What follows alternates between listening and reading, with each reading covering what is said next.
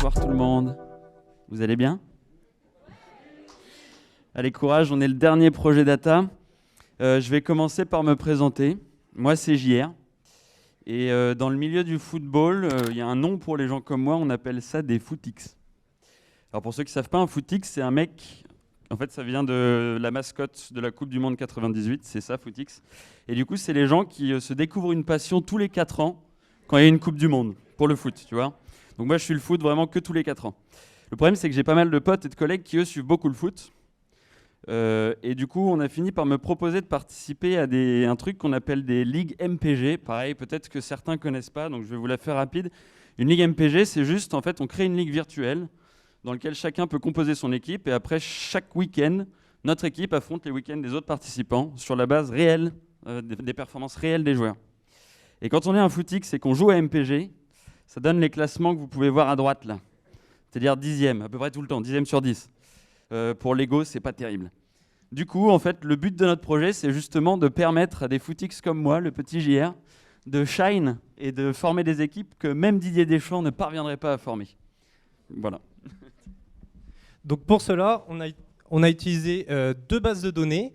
La première qui nous a permis de construire tous nos modèles, qui est la base de données issue de FBRF, qui rassemble toutes les données de joueurs, typiquement le nombre de têtes effectuées, le nombre de buts marqués, les possessions de balles et tout ça. On a extrait les données des joueurs des 5 grandes ligues majeures européennes. Et on a également utilisé la deuxième base de données qui est issue du jeu vidéo très connu qui est FIFA.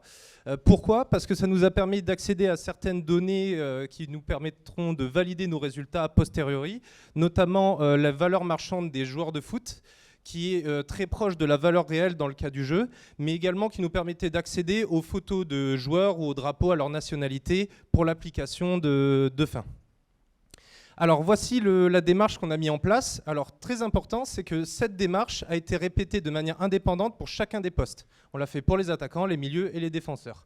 On a mis un petit peu de côté les gardiens par manque de données. Donc dans un premier temps, comme je vous disais, on a fait un travail d'extraction des données, notamment sur FBF où on a dû scraper la totalité du site.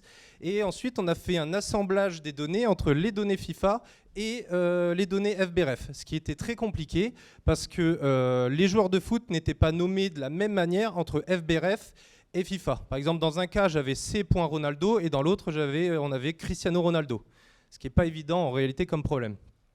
Ensuite, on a fait une première présélection des variables selon nos quelques connaissances de footix en termes de football. On a appliqué un modèle de réduction de dimension et de calcul des distances, je vais y revenir juste après. Et on a répété cette opération un certain nombre de fois pour valider et robustifier nos résultats. Et enfin, on a pu créer notre site que vous allez voir et notre application que vous allez voir à la fin. Pour revenir sur la réduction de dimension et le calcul des distances, on s'est appuyé sur une analyse en composantes principales. Donc en fait, pour chaque joueur, on avait à peu près 180 variables. D'accord, 180 caractéristiques, ce qui est beaucoup trop et impossible à interpréter en sortie en réalité. Donc l'avantage de l'analyse en composantes principales, c'est qu'elle va recréer des nouvelles variables qui sont une combinaison des variables originales. Donc on obtient dans ce cas-là 5 nouvelles variables que vous avez de représenter ici, où vous avez en haut à gauche la première variable, la deuxième variable en fonction de la première variable, ensuite la troisième variable en fonction de la première, et ainsi de suite. Et là, par exemple, si je prends la première variable, on pourrait imaginer que c'est une combinaison entre les variables de jeu de tête, les variables de possession de balle et les variables de but. Et ce que vous avez sur ces graphiques, les petits points bleus, ça représente nos joueurs de foot. C'est-à-dire que par exemple, si je prends le point rouge qui est situé sur le graphe et que je le déplie, j'aurai le profil Kylian Mbappé avec ses différentes caractéristiques footballistiques. Et c'est grâce à ce nuage de points qu'on a pu identifier les joueurs les plus proches. Je m'explique, c'est-à-dire que je reprends mon Kylian Mbappé et le but pour un sélectionneur ou pour JR, ça va être de savoir quel joueur a les mêmes caractéristiques que Kylian Mbappé. Donc là, ce que je fais, c'est que je prends mon point rouge et je regarde les 5 points bleus les plus proches de ce point rouge-là. Et ce qui nous a mené ensuite à notre application. Là, on va passer aux choses un peu plus fun en faisant une démonstration en live de notre application. Donc, c'est l'application qui va permettre à JR de pouvoir ridiculiser un petit peu ses collègues sur MPG. Donc on va vous mettre à contribution, tiens Xavier, Donne-nous un attaquant, un joueur, et une année où il a été particulièrement bon. 2017-2018 du coup. Ce qu'on va faire ici, on va se mettre à la place du recruteur qui va rentrer sur notre application. Il va entrer le joueur du profil recherché. Donc là, on regarde vraiment toutes les statistiques de Mbappé en 2017-2018. Et on sortit ce qu'il va avoir. C'est les 5 joueurs qui sont le plus proches de lui sur l'année qui vient de passer, en termes de statistiques. Donc c'est vraiment important de noter ça. Là, Kylian Mbappé, c'est celui de 2017-2018. Les résultats qui vont sortir, ça va être les joueurs qui sont très proches de lui au niveau des statistiques sur l'année qui vient de s'écouler. Donc au niveau des résultats, on voit qu'on a Sterling, Jesus, Salah, Mané et Correa. Donc ce qu'on peut noter ici clairement, c'est qu'on a 4 joueurs de top niveau mondial qui jouent en Manchester City et Liverpool et qui sont très chers pour la majorité, 78-78 millions.